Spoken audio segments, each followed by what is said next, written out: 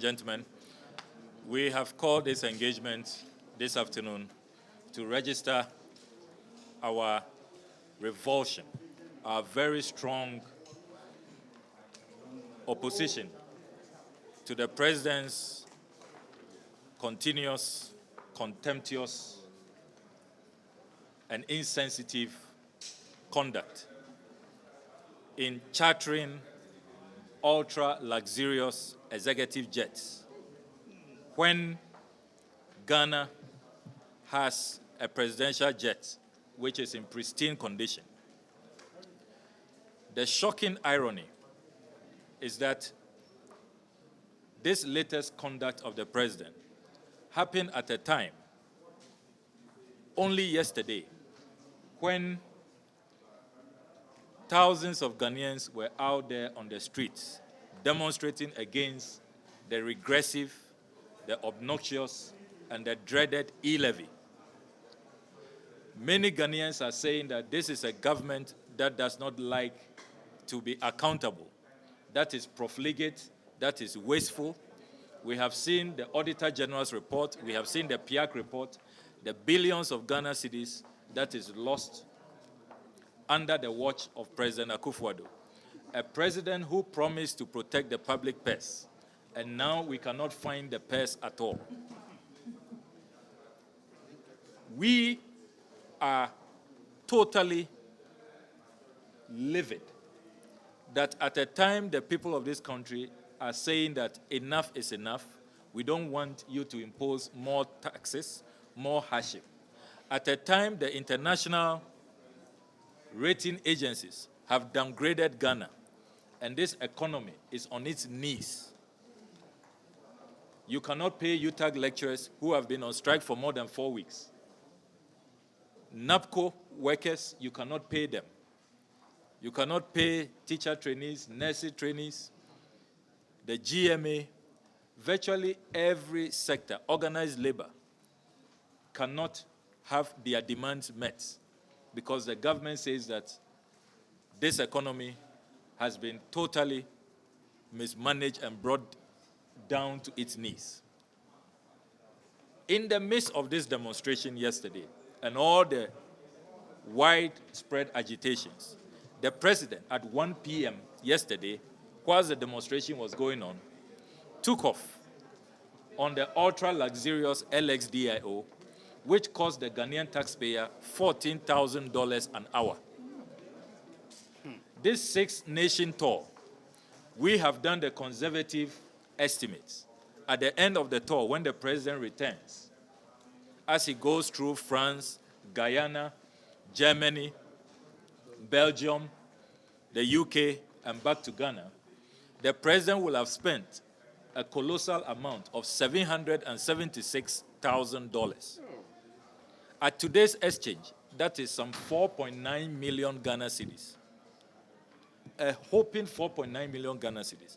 If the President had used the presidential jet, which this House, in 2008, when the presidential jet was being purchased by the President Akufo administration, they told this House, check the Hansard, that the Falcon 900 EXE has a minimum lifespan of 20 years.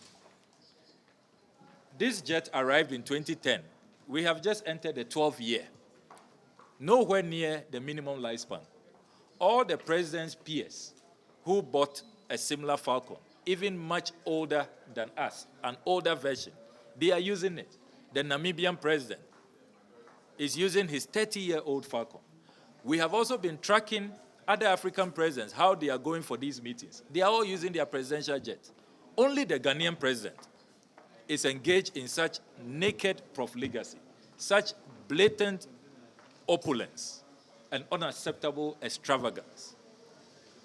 We are saying that this has further strengthened our resolve that we remain opposed to the E-Levy. We will do everything in our power to ensure that this E-Levy does not see the light of day. This cannot be a president or a government that deserves additional taxes. The President must stop the wastage. The President must listen to the Ghanaian people for once. We now want to appeal to the leadership of this House, the Right Honorable Speaker, that the motion that some of us filed, calling for a bipartisan probe, clearly the President does not want to listen to the outreach, to the uproar, to the agitations out there. So the motion that we filed, the Honorable Zaneto Rollins, the Honorable Agaga, the Honorable Muntaka Mohammed, and myself, it is time for that motion to be fully activated for this House to have a bipartisan inquiry into the rental of ostentatious, extravagant jets. We want to serve very clear notice that we are not going to accept this conduct of the President. And we are further resolved that this side of the House will have absolutely nothing to do with the E-Levy or any additional tax handle that this government will introduce. Because we have seen that we have a president who is not caring, we have a president who doesn't listen, we have a president who is not sensitive to the plight of suffering Ghanaians, we have a president who does not keep his word when he said he'll protect the public purse. Now, we cannot even find the public purse. This extravagance cannot continue. See what happens in other jurisdictions. In the United States of America, when you use Air Force One as president for private business, say you go attend a campaign meeting with the presidential jet, you are made to reimburse. These are the wealthiest nations of this world. You are made to reimburse to the U.S. taxpayer. And there is full disclosure every year. Congress knows how much the president has spent on presidential travels, and out of that, how much must be paid for by the president if he used it for private travel. In the statement that was released by Jubilee House, we are told that the president will proceed to the UK on a private trip, probably for a holiday. We don't know. But he goes to the UK on this private trip at taxpayers' expense on this ultra-luxurious executive jet. Even if he was traveling with our presidential jet, we will not be too, bothered. But look at how the wealthiest countries, only last week in the United Kingdom, their foreign minister,